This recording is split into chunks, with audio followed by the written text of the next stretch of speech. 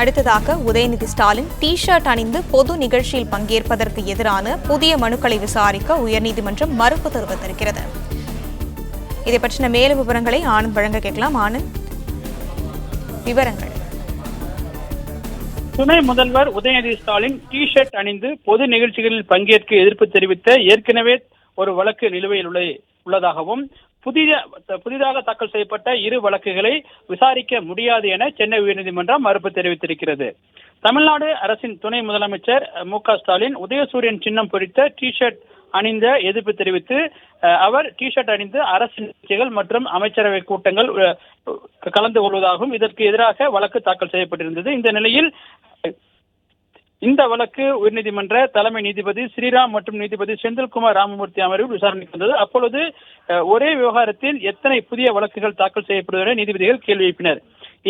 இந்த வழக்குகளை வாபஸ் பெற்றுக்கொண்டு முதலில் தாக்கல் செய்யப்பட்ட வழக்குகளில் இடையீட்டு மனுதாரராக சேர்ந்து கொள்ளலாம் என தெரிவித்த நீதிபதிகள் ஒரே விவகாரத்தில் புதிய மனுக்கள் புதிதாக மீண்டும் மனு தாக்கல் செய்வதை ஏற்க முடியாது எனவும் அந்த வழக்கை விசாரிக்க முடியாது எனவும் நீதிபதிகள் தெரிவித்தனர்.